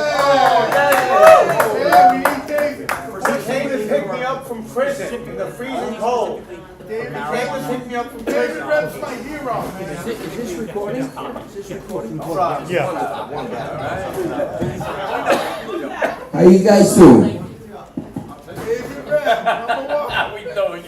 My name is David Rem, and I was the MAGA Republican 2025 candidate for mayor of New York City. But the Rhino scumbag party didn't want to give me any support. And I'm very surprised that Jimmy Wagner, he intentionally left the building here because he did not want to hear this. He's a Rhino. He opened the Donald J. What happened? He opened the Donald. Turn it up. He opened the Donald J. Trump. It's too loud for you, sir. Then go outside. He opened the Donald J. Trump Club in Brooklyn, and he's a Rhino scumbag. He won't let me speak at his club. He won't let me go into his club. I don't want nothing to do with his club. He supported, like everybody else in New York City, the Rhino scumbag Curtis Lewa for mayor. Now, before you jump all over me and you say, Curtis done great things for New York, Curtis sold out New York City for the $7 million in 8-to-1 campaign fund. And I will get into that in a minute in very, very much detail. Very much. You don't want to hear it. Who don't want? You don't want to hear it. Okay, so then leave, sir. Leave. He was right. But if you want to know the truth, I was the only one in New York City. The only person who called out Sid Rosenberg, John Katzimatidis, and the rest of them, and I told them 4 months before the election, Curtis has to drop out, otherwise we get Zoran Mondami. And I don't love Andrew Cuomo, if you're thinking that. I hate Andrew Cuomo, as a matter of fact. Andrew Cuomo threw my own daughter out of schools in 2019 on June 13th when I rallied with Bobby Kennedy in Albany, New York, for the religious exemption, the right to refuse not the COVID vaccine, the 72 childhood vaccines. Andrew Cuomo signed that legislation and threw my daughter and 26,000 kids out of school. So I despise Andrew Cuomo. I despise Andrew Cuomo because my uncle died in a nursing home and I couldn't visit my uncle. So don't ever think that it's because I love Andrew Cuomo or I'm a scumbag, because I'm not. Curtis Lewa was the scumbag. He took $7 million in 8-to-1 matching fund, campaign finance board money. And you know what? And you know what? He didn't even pay 35 of his campaign workers. To this day, he owes them thousands and thousands and thousands of dollars. Speaks the truth. But that should not surprise any one of you. The literature that I handed out tonight, is literature that should tell you something very drastically wrong with Curtis Lewa. He reneged on, it was $600,000 in arrears with his child support. Any father, I'm a divorced father. Any father that reneges on paying child support for his own child is a scumbag. I don't care if you're an independent, Republican, Democrat, you are a scumbag. He tried to hide millions of dollars that he was paid by Katzimatidis, John Katzimatidis, WABC Radio. Look it up. Read the articles. There's more articles. Curtis Lewa's wife, and I don't like to involve the missus in the story, but it's very relevant. His wife is a Bernie Sanders big PAC money supporter, raiser. I called out Zoran Mondami at Brooklyn College for being a socialist, communist scumbag. I called him out. Curtis Lewa in the debates went with Zoran Mondami against Andrew Cuomo. Watch the debates. It was all a plant. It was all a money grab. And he asked him for a job. He asked him for a job. He wanted a job in the Mondami administration. After he won election, he was there at the inauguration on day one in front of City Hall. Curtis Lewa was begging for a deputy mayor job. Look it up. Everything I'm saying here is true. Okay? It's not because they try to say, oh, you're a disgruntled mayoral candidate. I spoke for Donald Trump at Madison Square Garden. Okay? I was initially giving 3 minutes. When I walked into that room that held 29 speakers, I was the nobody man. I am a Department of Sanitation garbage man. I pick up garbage every day. Okay? I am a nobody. I am a nobody man. But Donald Trump gave me initially 3 minutes. When I walked into that room, I was floored. I was in a room with superstars. Scumbag, Scott LeBedo is a phony, fake, rhino scumbag. He told Donald Trump, you listen to me, Donald Trump. Scott LeBedo told Donald Trump, you listen to me. I know better what's for New York City, and that is Curtis Lewa. Are you out of your fucking mind? This is not David Rem saying that Cuomo was the best mayor for New York City. He was. It was the lesser of two evils between Andrew Cuomo and Zoran Mondami. I was wrong. And you know what? I hundreds of appearances all over social media against Zoran Mondami. So you people that say go out and scream against Zoran Mondami, no, you go out and scream against Zoran Mondami. I did it when it counted. I did it before the election. I'm the one that called out Sid Rosenberg and said, Sid, at the Manhattan Republican Club, look it up, there's video. I always do video. I said, Sid, 4 months before the election, you have to call on Curtis and on Eric Adams to drop the fuck out of the race. You know what, Sid? Watch your mouth. Oh my God. You were so proper. Sid, Sid said to me, David, I cannot tell the old man is Curtis Sleeper. I cannot tell the old man or Eric Adams to drop out of the race. I said, of course you can, Sid. It's your American patriotic duty. 2 weeks later, he called me a psychopath at the Manhattan Republican Club to everybody in that building on 83rd Street in Lexington, if any of you know the club. 2 weeks later, he was calling me. Sid Rosenberg, WABC, John Katzmatidis' employee. David, meet me on the West Side Highway. I am going to announce that I am endorsing Andrew Cuomo. Oh, you are? You are, Sid Rosenberg.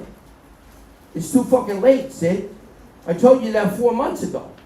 Now you're going to do it? You're going to do it just to save face, you and Katz. You could have been a fucking hero in New York City if you would have done this 4 months ago. A fucking hero. And I say fucking a lot, I'm sorry. Because I'm a passionate New Yorker, I'm a Republican, I'm a Donald Trump supporter, and that other crazy fool in this thing that's talking bad about Donald Trump. Do you want who Donald Trump wanted? Do you know who even, do you guys know who Donald Trump wanted to be mayor of New York City? Anybody know? Anybody in this room know? Do you know, Danny?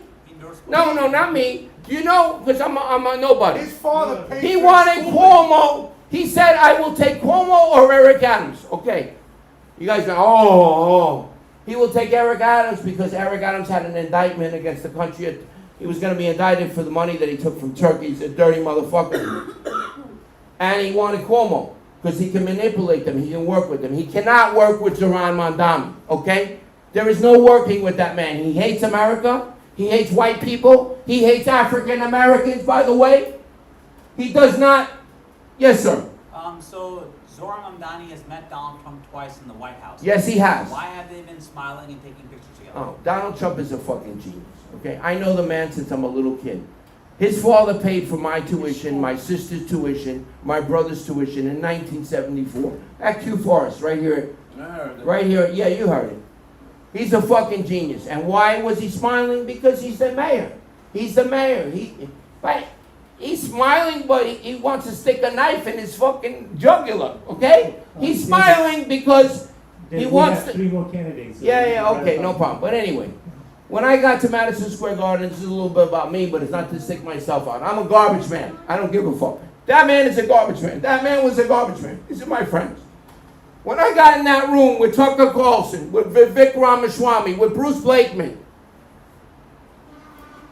the guy said, who is David Rem in this room? Please, stand up.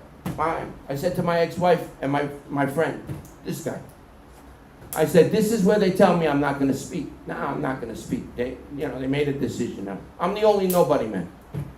Guy took me outside, his name was Michael, and he said, Donald told me a personal message for you. Not only are you going to speak, he was going to put you first, not because you're anybody. Because the important people haven't even gotten to their seats.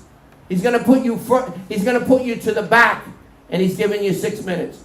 6 minutes to speak, not 3 minutes, okay? When you get up there, you're going to see the clock's going to say 6 minutes. And I almost fainted. I looked out in the crowd, and it was a crowd where I remembered going with my parents to the circus. I'm going to wrap this up. Every single person that supported Curtis Sleeper, you don't need to look any further. Scott Lebedo, Brandon Stryker, Vicky Palladino, Joanne Ariola. Rhinos. They went against Donald Trump's wishes. I'm going to say this the last. And I'm going to go easy because I love the man. Rudy Giuliani. The very last day. Rudy Giuliani, for you Queens Village Republican Club people like Ora Moody back there. Rudy Giuliani went against President Trump's, and I'm going to stand up for this, went against President Trump's wishes. And on the very last day, before the New York City mayoral election, he endorsed Curtis Sleeper. They sold out New York City. Zoran Mondani is going to win the re-election, and New York City is forever fucked. He's going to win re-election. Mark my words today, I said it. And you know what? The problem with the Republican Party, there is not one person in this room in their 20s, their 30s, or even their 40s. That's the problem. Thank you very much. Thank you. Thank you, David. Thank you. And this was my prediction. This was my prediction. 11%. Everybody in the Republican Party knew that you could not get more than 10%. And it was a money grab. $7 million. Don't donate to the Republican Party. Do not. Do not donate to anybody. It's a forced Shit. Well, you know, donate to me. The one-party system. I don't know about fraud. donating to nobody. I'll take any. Yeah. Good evening. Yes, my name is George Marsh here, and yeah, I'll take any donation you can. Yeah. And Scumbag. wait a minute, Dave, you're leaving me. Scumbag. You did exactly what. My name is George Marsh, and let me tell you something. I can gripe and commit and be all upset about what happened to me in the past. It ain't gonna get me nowhere. I gotta look at the future. I gotta spend all my energy. We have to do it as Republicans together. We have to look at the. I wasn't coming up here to speak. I ain't got nothing. But this on organization. On the drive to move forward, I got to go to Jamaica and overturn Jamaicans, over Jamaica Queens. I got to go there, and I can't be complaining about anything like I ain't the right color, I ain't the right candidate. I can't start complaining about that. I got to go over there and say, what do we have in common? What do we need? Let's look at the focus. What is lacking in here? First of all, and I didn't even notice getting into the candidacy that my opponent is a no-show. I went to a community board meeting. They said we've never seen him there. By the way, his name is Gregory Meeks. All right. Anyway, I'm not here to bash him either. I'm here to say what can I do. And guess what? I'm as new as that civil court judge over there. You know what? I don't know, so I'll accept any kind of advice that you can give me. You know, anybody with experience. Okay? They say you don't go to a person, if you want to earn $100,000, you don't go to a person that's making 50. Go to people that know. All right? I'm looking for help from all of you, and I still take donations.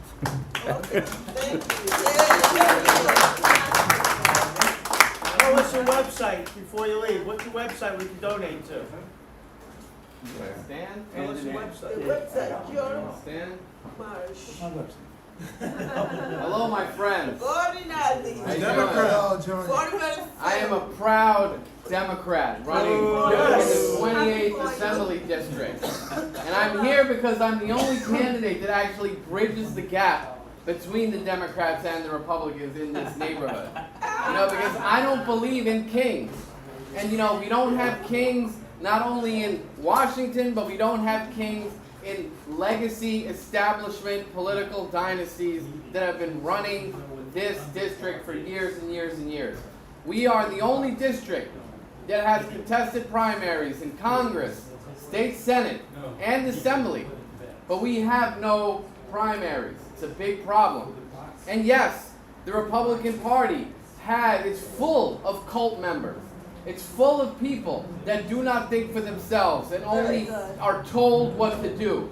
And the reason why I left the Republican Party more than anything is because I want the release of the Epstein list, and it hasn't been released, and the only people that are responsible are the ones that are in power, and it's time to overturn the entire system. And we should fight together, and we should remember that there are no kings, not even in Washington, but there's no kings in Forest Hills either. Thank you very much. There we go. What was in the list with Obama and Biden? Why only now? I mean, this is not making sense what you're saying. That's crazy. Was that a question? Yeah, it's a statement of question. It wasn't released by Biden time. Did you ask for it? It wasn't released Rajkumar, did you ask for it then? Why you asking? I'm asking for it now. Oh, okay. Yes, Isaiah. Earlier tonight, there was someone that said that the Democrats are all funded by Soros. Are you funded by Soros, Mr. Rinaldi? I am only funded by the people of this district, and I only represent the people of this district. You're That's funded all. by Soros. That's right. Thank you very much. And I'm a proud Democrat. Thank you very much. Okay, last speaker for the evening is Ruben Cruz, who's running against Jenifer Rajkumar in the 38th District, Oza Park, Richmond Hill. Good trolling. That's okay, I know. Have fun.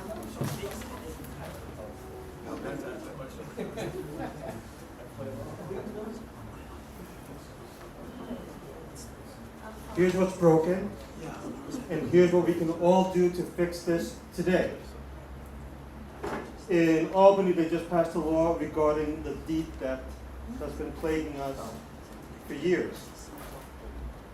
I've been complaining about this since 2019, so I'm very well aware of what's going on. The problem, as always, is they're closing the barn doors after the horses got out, and the new law does not go far enough. So the solution for all of us right now, all of us, right now, I'm setting up a legacy protection task force, and what we're doing is we're going home by home because our elderly people are not aware of the law, they're not aware of how to protect their homes, they're not aware of how to protect their legacy for their families. It's very simple. If you look at me for a second, or walk away, but get out of my face because it's been a really bad day. I've never seen stuff happening like this. But you go online, sir, go over there until I'm finished. Go over there. Good. You can go to the bathroom if you want. You can go to ACRIS, A-C-R-I-S, and I urge you all, if you own a home, go in there and just click to be texted if anybody does anything to your deed. I helped 6 people who were each had a lien on their house for $60,000, and I had to fight tooth and nail to get those reduced. It was somebody who fortunately put these costs on their houses. So that's my fix. I'm coming with solutions, not a whole bunch of dialogue. So thank you. An update on the candidate caucus. So the candidate caucus is about candidates helping each other, sharing best practices on how to be successful. Daniel is an amazing cohort for something like this to help us know how to fill out a ballot properly, to get ourselves on the ballot. I have to say that today, just before I came here, there was a knock on the door. Is this working? There was a knock on the door. A girl is just on her phone. I opened the door, and she's not even looking at me. She said, Jenifer? And I said, no, I'm not Jenifer. And she just hands this to me, and she goes back on her phone and just stands there. So when you have an establishment, somebody who's already in office, all they could do is hire people to help them out, because nobody cares about them. They don't care about us. Jenifer has never lived in the district. She doesn't live there now. She lives in Battery Park. The other candidate, David Orkin, he's from the Orkin family, as you know, pesticides and things like that. His dad is a famous butt surgeon. He just moved into the district 2 years ago. So you have a candidate that's never lived here, another candidate that just moved in here, who's just riding the Mandami train, riding on that thing. I'm a dad, so I'm invested with my family in my district. I've lived in this district all my life. Richmond Hill, Woodhaven, and Ridgewood. I've lived in all of them. I know what we need, and I look at the little things that we need to fix, not all these grand things that they talk about. Thank you. Question? Have you studied the rules of the state assembly? I've studied a lot about the state assembly, but what do you mean about the rules? Rules of procedure. Like they don't use Robert's rules of order. No legislative bodies do. They have their own rules of procedure. I'm not aware of separate rules that are not related in some way to Robert's rules. in any delegating committee. Every legislative body has those things. Yeah. So that would be a really good thing to study, because that, by doing that, you will learn just what you can do as a member. That's essential, and I appreciate that. And just as a side note, I want to apologize for being upset earlier. I got activated by You don't have everyone. to do No, that. no, I have to apologize because I've always been the cool one, just zen and trying to bring things together. But we have a socialist party now, which is part of the Democratic Party, right? That shows that there's a split in the party. It's not us against the socialists. It's the socialists against the Democrats. They're fighting amongst themselves. Because Mamdani went respectfully to our president, the president said he's a good guy. So whatever imaginings, I rely on what he says. Now, he didn't mean anything different. He says he's a good guy. I think that means that we have more in common than we think. And they're more of an ally, certainly, than the Democrats. They're split up, but we're splitting up ourselves right now. And that was really disturbing for me. So I apologize because I wanted to cure that. And you know what? I'm not Jesus. I'm not Superman. I can't protect everything. But I could control my emotions. So I apologize to you, sir. It's okay, no worries. For getting. There's a saying in Urdu, "Kya suna maaf," said, forgiven. Thank you. So, Ruben, sometimes yes. you have to make exceptions. We do, but this was not the place to do it. I mean, I just added more fuel to the fire. You didn't kill anybody. But thank you. Anything else? Yeah. Well, the point is, so people who don't speak English, how do you connect to the multicultural, multilingual? Oh my goodness, what? The multilingual community. Somebody planned to ask me the perfect question? Yeah. No, let me tell you. Or Spanish, sure, excuse me. No, thank you. My website is the only website, not just against my own opponents, but in the whole city, that's in 10 languages. Oh, wow. So I checked out what are the languages spoken in my district, and I made sure that those languages are available. Is it perfectly done? There's been some errors. People come up to me, they say, hey, Ruben, this was done wrong. That's right. And I try to correct it. But I'm the only, some have 2 languages, but I have it in 10 languages. So thank you for that. Okay, thank you very much. Last thing, my website, if you look at their websites are 2, 3, maybe 5 pages. Mine is deep. It's, in fact, it's converted into a book. It's dense. I do extensive research. So when I'm looking at the condition of our education system, I give you the history of our education system in New York, where it's gone, how it's changed, my plan to change it.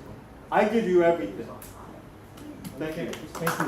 We have 2 more announcements, and we're going to wrap it up. Martha, you want to say something about Promethean Pact, and then followed by. Oh, thank you. Everybody. I hope I. Yeah, you're.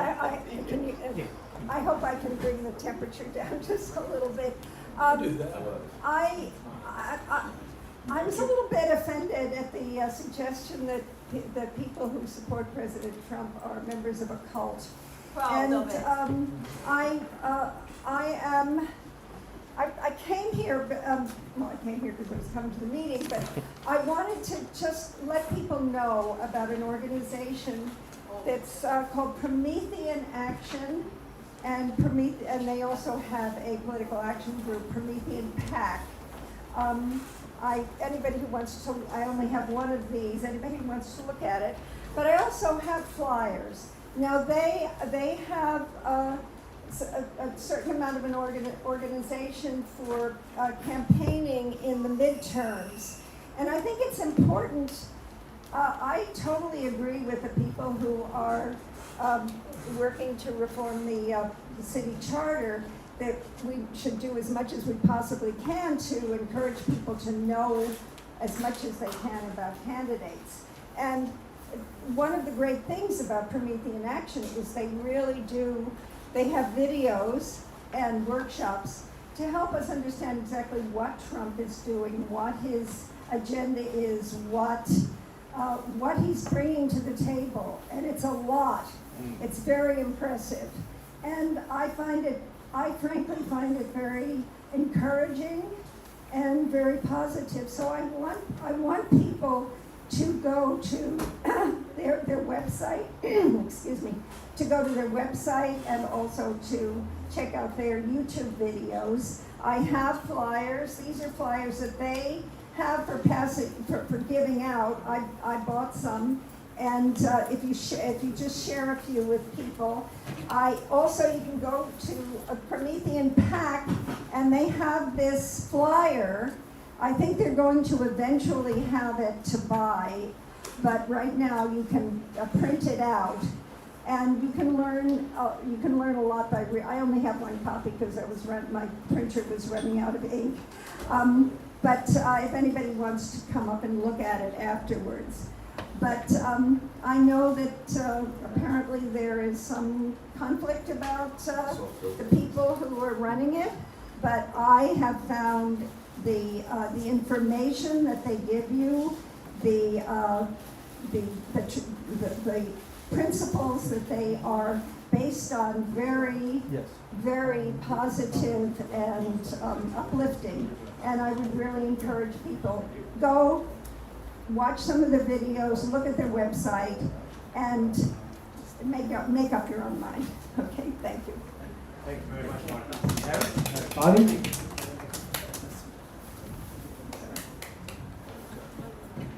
Hi, I'm Harris. I'm a big-time Swiftie. I'm collecting signatures currently for running for city council in the general election for November 3rd as an independent in the District 3 municipal election. It's from 55th Street down to Spring Street, west of 7th Avenue, west of Broadway, west of 7th Avenue. And I think I have 1,000 signatures. I'm hoping I'll get on the ballot. And I discussed a lot of policies with a lot of people in Manhattan while collecting signatures. And one of the issues that is affecting people in that area is arts and culture. So one of the issues that I want to focus on was arts and culture amongst many other policies. And what I want to do is I want to ban ticket brokers. Promoters can still sell tickets however they want, just without ticket brokers, because ticket brokers raise the price of tickets. A Manhattan federal jury on Wednesday, April 15, found Live Nation Ticketmaster to be a monopoly. Now is the time for venues to get out of those contracts using the Sherman antitrust laws and have the venues create their own websites to sell their own tickets. I expect Ticketmasters and Live Nation to appeal the decision, and even then I say let the venues sue Ticketmaster and Live Nation under duress and coercion and undue influence and get out of those contracts under that basis. Or let the contract expire and have the venues sell their own tickets on their own website. We do not need Ticketmaster. I want to set price caps of fees and prevent the resale of tickets above face value. So for example, in Kentucky, in Ontario, United Kingdom, you cannot resell a ticket above face value. So if you're trying to buy a ticket for the World Cup, you don't have to pay hundreds of thousands of dollars. You pay face value or below. And I think that's very unfair to real fans who really want to go to these type of events, but they cannot. From a Taylor Swift concert to anything in between. No price floors. I continue to support the ban on non-paperless tickets, which is currently the law, and no more dynamic pricing. Dynamic pricing is very wrong, but I'm okay with three-tier ticketing. $50, $150, $8.99 for VIP. I have a lot of other issues I'm still working on. I'm still studying my policies on a number of issues, but I'm hoping to get on the ballot, and once I'm on the ballot, I hope to have a chance to be a legitimate candidate. Thank you for your prompt attention and consideration. Have a nice day. Questions? So this was Erik Bottcher's seat. Carl Wilson won the special election, and now there's a Democrat primary with 4 candidates: Layla, I think Lily, Carl Wilson, and one other candidate. I forgot. Michelle Bottcher, who is the keyboard chair. Thank you. This is city council, he only needs 450 signatures. Oh, he's got 1,000. Yeah. All right. Okay, right now I'm going to close the meeting. Before that, let me announce the winners of the 50-50. First of all, these 3 people, you're welcome to go to the table to grab anything you like. Martha, Richard, and Taisha, you're the winner of the 50-50. All right. Thank you for the motion to adjourn the meeting. I make a motion to adjourn the Okay, meeting. Phil, and second by Isaiah. Okay, guys. All in favor says aye. Aye. Opposed? And meeting is adjourned at 9:38. Thank you very much for coming.